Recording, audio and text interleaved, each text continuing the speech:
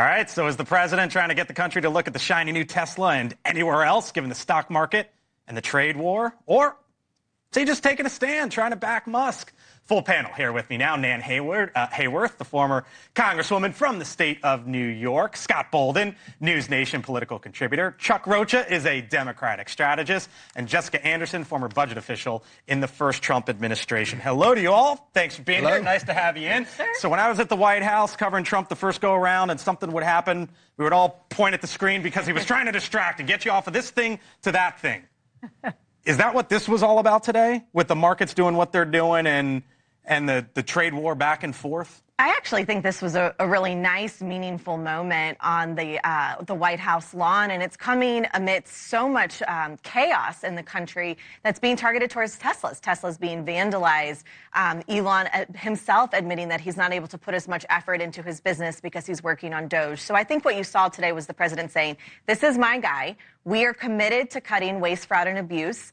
We're going to continue to do that, and so much so I'm going to put my money, my personal money, where my mouth is, and I'm going to buy one of his Teslas right here in front of the American people. The president also suggested that this could be domestic terrorism, what's happening at Tesla dealerships or stores. Yeah. Would you go there? I would. Blake, I don't think it's too much of a stretch. I mean, these dealerships are being targeted. Property is being damaged severely, and certainly when you have things exploding and burning and, you know, people afraid to go into dealerships, which may be their place of employ or a place they want to buy something, yeah, in an organized fashion, I think it qualifies. Absolutely. Well, the Republicans are so serious about this. Donald Trump turned the White House into a used car dealer, actually, and they were doing a commercial. It's called Quid Pro Quo. That was a brand new car. I think it's a new Tesla. Okay, I'm sorry. A new car lot. What's the quid pro quo? Trump? Well, you come and do Doge, you invest billions in my campaign and in the government, you're a patriot, and then you lose $800 billion in market cap because you're politically unpopular and you're engaged in Doge, and so I'm going to come out and endorse your company and endorse your car, and I'm even going to buy you a car. There are about 3 laws that were broken by using the federal building and using the White House as a backdrop. He did that with Harley Davidson, though, in the first administration. Yeah. No one cared then. Yeah, but Harley Davidson wasn't head of Doge, and they didn't lose a market cap, and they were there to promote American business. Very different. Still illegal, though. There's a reason why you see all this happening around the country. I'm still one of those old commentators on TV who runs races every day. So the polling that I see in all the congressional and Senate races that we found is that Donald Trump's numbers are tracking exactly what you were talking about earlier at the big board. Right. But Elon Musk's numbers are tanking around the country. Folks don't like a billionaire, the richest, literally, man in the world, having access to all the information in the government. You can judge it whichever way you want to, but the bottom line is that it's not. And what he was doing today is exactly your point, was trying to lift him up because Trump's still kind of popular. He's kind of like, this is my guy, because I think you're exactly right, because he wants to save him. In a roundabout way, do you give Trump credit then for doing what he did today? Or? Yes. As for a political move, yes, because he's trying to salvage him to continue the destruction that he's doing within the federal government.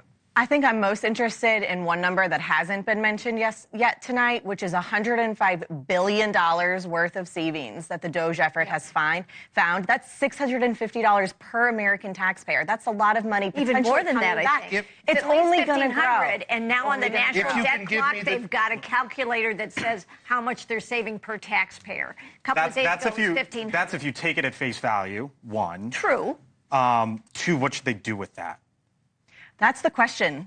Well, they plan on giving tax cuts to billionaires is what they plan on doing. No. In fact, the Trump tax cuts benefited at least 76% of taxpayers, all of them in the lower ranks of taxpayers. We all know that that's just not right. 99% of the tax cuts went to the rich folks who were doing it. A little bit. $7.85 went to the regular folks. When you look at if you look at the percentage of Americans who benefited from those tax cuts, it was a vast majority. It was at least 76% they know of exactly Americans. what they're doing. Here's the bottom line in regard to Elon Musk. This is show me the empirical data whereby Doge can verify these millions and billions of dollars in savings, because a federal judge in D.C., I believe, just ordered them to turn over the results of what they've got and to document all these savings. And when they have to do that, we're going to see the numbers that my Republican friends are spreading around. Is it real? Much like Social Security, where they say we're paying people who are aged at 150 years old, and it's just not true. Those are just computer printouts, if you will. There's no evidence to say that they've been paid benefits. To Chuck's point, though, do you give Trump some political credit for what he did today, given the numbers that he's... He was supporting his friend, and if you like the showmanship and you like the marketeer that he is, and he's very good at that, then yeah, he can do that. But he wants you to look over here while the markets are tanking. But I run campaigns every single day, and I've run a presidential campaign. What he did is the reason he became president, because he is a good showman, and there's a lot of people out there with a lot of anxiety who felt a lot of pain, and it starts with eggs and the price of electricity on down the line, so he knows exactly what he's doing. The price of eggs is falling. Did Democrats walk into that with the egg prices? Because it was caused because of bird flu. Sure. And you knew once that sort of got under control. I think that we were so desperate to have something immediately, and that was such a shock that you're like, you wanted to tie him to that so bad, because he was just here's this, and now you have this. All right, hold that. Other side of the break. Some pretty big news here in Washington today. Normally, it's kind of just ordinary inside baseball stuff. Like, oh, there's a government shutdown. We know how it's going to end. They're not going to shut the government down 95% of the time. But why today's was different? It is a direct line between that building behind me and most, not all, but most of what the president had to say out on the campaign trail.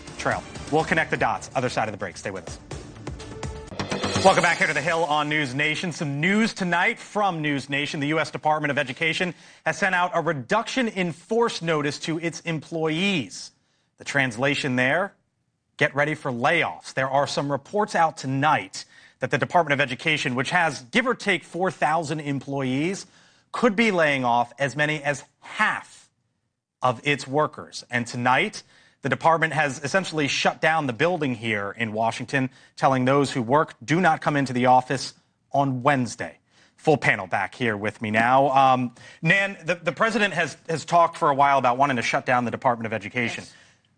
But when Republicans voted on this possibility last year, 60 of them said no. Yeah. Congress would have to end the department as a whole. Are they just going to fall in line behind Trump? It was also established in law, so yes, he does need to get Congress involved. This was an issue for him on the campaign trail. It was, I think, a pretty popular one. But as we all know, once you get down to brass tacks, there are a lot of folks who have these folks in their districts as employees of the department, and then it becomes trickier. So what happens when it's, we need to do this, and then it's known as NIMBY, right? Not in my backyard. Yeah, right. Well, I actually think the way they're going about it is to get ahead of this, because it's a reduction in force. It's a RIF. Right. And that's actually not about the performance of the employee. It's about the position itself.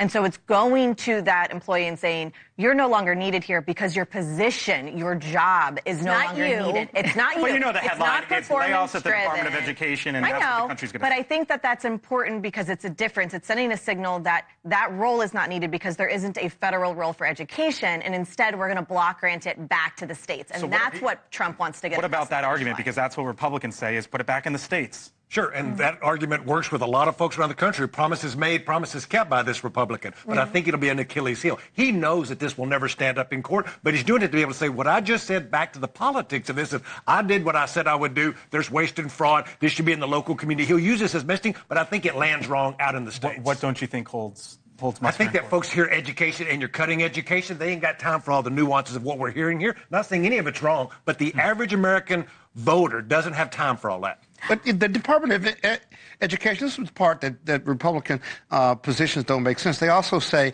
you know, let the teachers teach and we don't need the feds involved.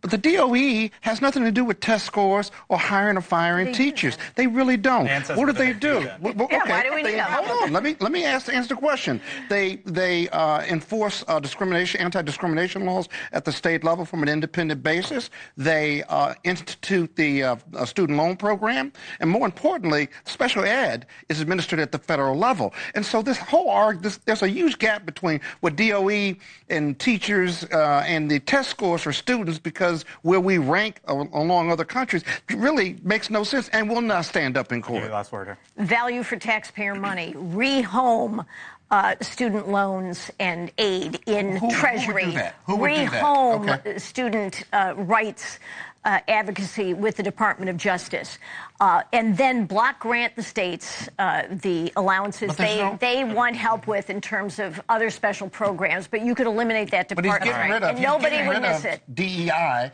and the civil rights divisions of all of those federal agencies. So who's going to enforce discrimination laws against the DOJ? state? You're not interested in that headline there at the bottom. The Education Department to slash workforce. We'll certainly get some details here in the upcoming hours and days. All right. The president, by the way, just finished a meeting with some of the most powerful CEOs in the country. They probably caught wind that Republicans passed their short-term funding bill. Now, normally that's a Washington insider type of thing with the intrigue of, is there going to be a shutdown? Is there not going to be a shutdown? Who's going to be the one to blink first? Who? But here's what's important with this one. It now, assuming it passes the Senate, will allow Republicans to go forward with the president's campaign promises on tax cuts.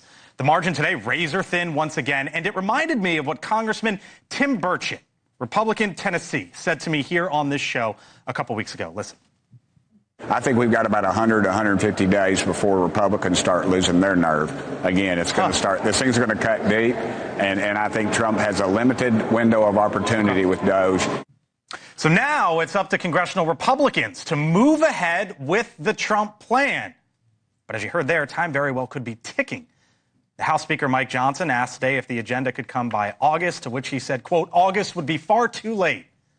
Here we are in the middle of March. We'll see soon enough. Tick, tick, tick, tick, tick for Republicans here? Absolutely. You want to know how popular all this is? Last week they told Republican members to stop having town halls. You want to know what else is going on with the Republicans? Is also there's 13 Republicans right now that are in districts. Well, let me excuse Democrats that are in Donald Trump districts. There's another 20 congressional seats that won or lost by 3 points. The midterms are on the ballot with this thing. That's why I think it was a tough vote. So is Burchett right when he says we've got 4 months, right, 100 to 150 days to jump on this, or else we're going to splinter?